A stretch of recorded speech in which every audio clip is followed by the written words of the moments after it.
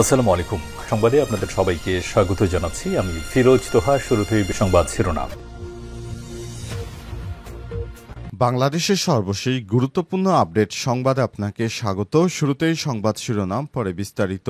প্রথমে জানাবো, নির্বাচনের আগেই শাপলা চত্বরে হত্যাযজ্ঞের বিচারের দাবি হেফাজত ইসলামের। নির্বাচনের আগে শাপলা চত্বর ও জুলাই গণহত্যা সহ প্রতিটি হত্যাযজ্ঞের বিচারের দাবি করেছে হেফাজতে ইসলাম বাংলাদেশের যুগ্ম সচিব মাওলানা আজিজুল হক ইসলামাবাদী। আজ এক বিবৃতিতে তিনি দাবি জানান, অন্য কিছু হলে ডক্টর ইউনূসের নেতৃত্বাধীন অন্তর্বর্তীকালীন সরকারকে ছাত্র জনতা ক্ষমা করবে না বলেও হুঁশিয়ারও করেছেন এই হেফাজত নেতা। জানাবো, গাজায় ইসরায়েলি গণহত্যা অব্যাহত। আজ সকালের হামলায় ১৯ জন শহীদ। ইরানি টিভির বরাত দিয়ে পাঁচটুরে জানিয়েছে, শহীদদের মধ্যে ৬ জন খাদ্য বিতরণ কেন্দ্রের সামনে সাহায্য পাওয়ার জন্য অপেক্ষা করছিল। তখন তাদেরকে সরাসরি গুলি করে হত্যা করেছে ইহুদিবাদী ইসরায়েল। ২০২৩ সালে ৭ই অক্টোবর গাজায় ইসরায়েলি গণহত্যা শুরু হওয়ার পর এ পর্যন্ত মারা গেছে ৫৬,০৭৭ জন এবং আহত হয়েছে ১,৩১,৮৪৮ জন। এরপর জানাবো, ইরানি হামলার পর ক্ষতিপূরণ চেয়ে ৩৯,০০০ ইসরায়েলির আবেদন।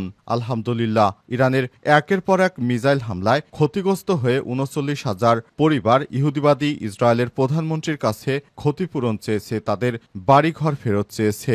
এতে নেতানিয়াহু চরম বিপাকে পড়েছে। এদিকে ইসরায়েলি হামলায় একাধিক ওয়ারহেডযুক্ত খাইবার শেখান ক্ষেপণাস্ত্র ব্যবহার করে ইরান। ইসলামী বিপ্লবী গার্ড বাহিনী বা আইআরজিসির জনসংযোগ বিভাগ আজ জানিয়েছে, তারা অপারেশন ট্রু প্রমিস ৩ এর জন্য ২০তম ওয়েবে প্রথমবারের মতো খাইবার শোকান নামে বহুমুখী ওয়ারহেড বহনে সক্ষম ব্যালিস্টিক ক্ষেপণাস্ত্র উৎক্ষেপণের ঘোষণা দিয়েছে।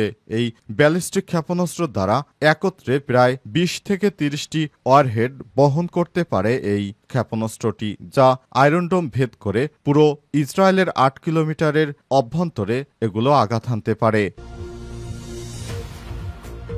জানাবো, নেতানিয়াহু রাজনীতিতে টিকে থাকতে ইচ্ছাকৃতভাবেই যুদ্ধ বাঁধাচ্ছে বলছে বিশ্লেষণ।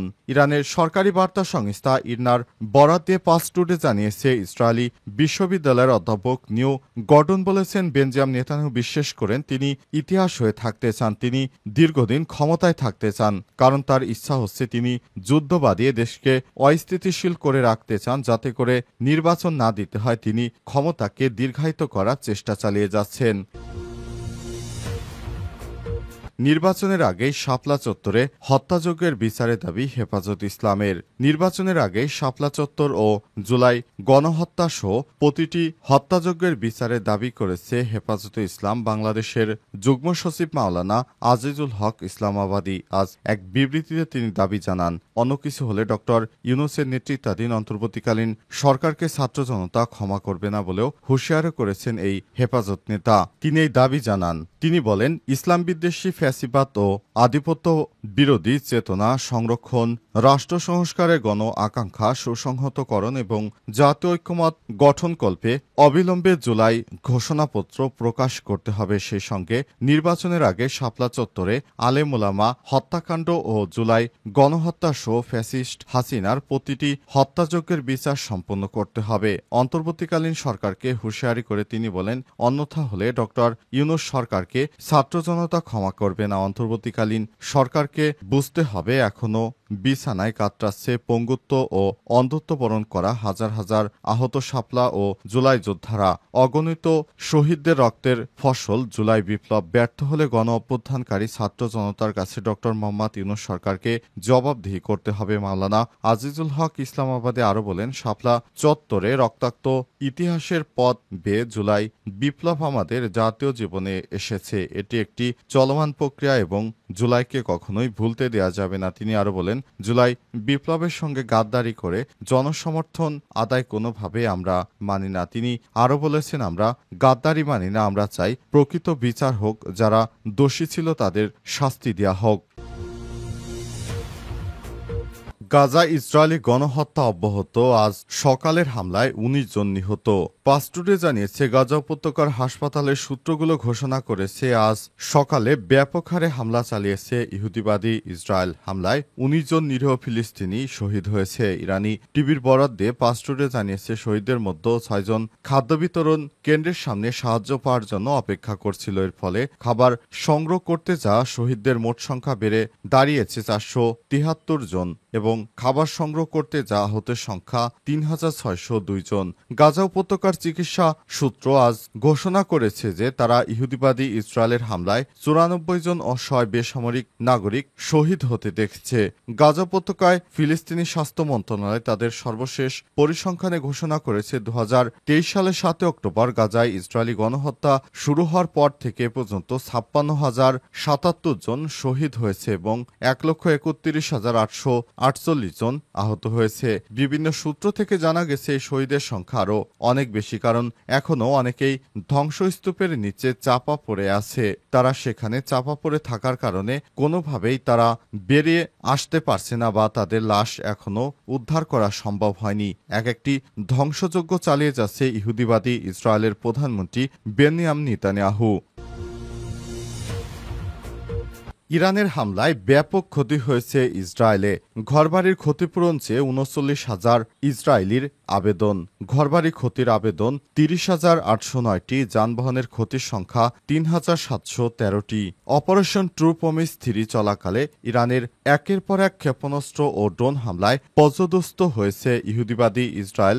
বেঞ্জামিন নেতানিয়াহু সরকারের কাছে ক্ষতিপূরণ চেয়েছে প্রায় ৩৯,০০০-এর পরিবার আবেদনপত্র জমা দিয়েছে। তুরস্কের রাষ্ট্রীয় সংবাদ সংস্থা আনাদুলো জানিয়েছে, ইরানি হামলায় ক্ষতিগ্রস্তদের জন্য একটি ক্ষতিপূরণ তহবিল গঠন করছে ইসরায়েলের কর কর্তৃপক্ষ। ১৩ জুন ইরান ইসরায়েলের মধ্যে সংঘাত শুরু হওয়ার পর থেকে এই তহবিল চেয়ে ক্ষতিপূরণ চেয়ে মোট ৩৮,৭০০টি আবেদন জমা পড়েছে।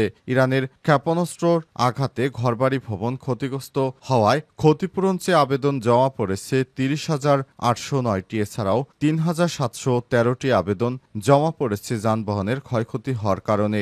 যন্ত্রপাতি আর অন্যান্য জিনিসপত্র ক্ষতিগ্রস্ত হওয়ার কারণে ক্ষতিপূরণ চেয়ে আবেদন জমা পড়েছে ৪,০৮৫টি। ইসরায়েলি ওয়েবসাইট বেহাদেই হারেমের তথ্যমতে শুধু তেল আবিবেই ক্ষতিপূরণ চেয়ে ২৪,৯৩২টি পরিবার আবেদন করেছে। ইহুদিবাদী ইসরায়েল জুড়ে ব্যাপক ধ্বংসযজ্ঞ করেছে ইরান। ইরানের একটি ক্ষেপণাস্ত্র হামলায় ধ্বংস হয়ে গেছে ইহুদিবাদী ইসরায়েলের সমস্ত গুরুত্বপূর্ণ স্থাপনা। এছাড়াও তাদের প্রাণকেন্দ্রে অবস্থিত গবেষণাগার, যেগুলোকে ইসরায়েলের মস্তিষ্ক বলা হয়ে থাকে, সেগুলো ব্যাপক ধ্বংসযজ্ঞ হয়েছে। ইহুদিবাদী ইসরায়েল কোনোভাবেই এই ধ্বংসযজ্ঞের ছবি পুরো পৃথিবীর সামনে প্রকাশ করছে না, তাহলে সবাই বুঝতে পারবে ইহুদিবাদী ইসরায়েল অনেক দুর্বল হয়ে পড়েছে, কারণে তারা ইরানের হামলার বিষয়টি সামনে আনছে না। ইসরায়েলে হামলায় একাধিক ওয়ারহেডযুক্ত খাইবার শেকান ক্ষেপণাস্ত্র ব্যবহার। ইসরায়েলের বিরুদ্ধে ইরানের ২০তম হামলায় একাধিক ওয়ারহেড বহনে সক্ষম অত্যাধুনিক খাইবার শেকান ক্ষেপণাস্ত্র ব্যবহার করা হয়েছে। ইসলামী বিপ্লবী গার্ড বাহিনী বা আইআরজিসির জনসংযোগ বিভাগ অপারেশন ট্রু প্রমিস ৩ এর ২০তম ওয়ারহেডে প্রথমবারের মতো খাইবার শেকান নামে বহুমুখী ওয়ারহেড বহনে সক্ষম ব্যালিস্টিক ক্ষেপণাস্ত্র উৎক্ষেপণের ঘোষণা দিয়েছে। পাঁচ জানিয়েছে, ইসরায়েলের বিভিন্ন এলাকায় ২০তম ওয়েবে ক্ষেপণাস্ত্র হামলার পর আইআরজিসি জনসংযোগ বিভাগ উল্লেখিত বিবৃতি জারি করেছে। অপারেশন ট্রু প্রমিসের ২০তম ধাপ শুরু হয়েছে কঠিন এবং তরল জ্বালানির ৪০টি ক্ষেপণাস্ত্র নিক্ষেপের মাধ্যমে। এক এক করে নতুন ক্ষেপণাস্ত্র হামলায় ইহুদিবাদী ইসরায়েলের সমস্ত স্থাপনা আবারও গুড়িয়ে দেওয়ার হুমকি দিয়েছে ইরান। এই অভিযানে আইআরজিসি মহাকাশ নিয়ন্ত্রিত তৃতীয় প্রজন্মের খাইবার শেকান মাল্টিপল ওয়ারহেড ব্যালিস্টিক ক্ষেপণাস্ত্র প্রথমবারের মতো ব্যবহার করা হয়েছিল, যা আরও নতুন, বিস্ময়কর ও নির্ভুল লক্ষ্যবস্তুতে আঘাত হানতে সক্ষম, ধ্বংসাত্মক এবং কার্যকর। ইহুদিবাদী ইসরায়েলকে শিক্ষা দেওয়ার জন্য এই কর্মসূচি চালিয়ে যাচ্ছে ইরান। ইরানের একটি হামলায় ইহুদিবাদী ইসরায়েল একদম ধ্বংসস্তূপে পরিণত হচ্ছে। কোনোভাবেই ইহুদিরা সামনের দিকে এগিয়ে যেতে পারছে না, বরঞ্চ তারা ব্যাপক হারে লজ্জাজনকভাবে পরাজিত হচ্ছে।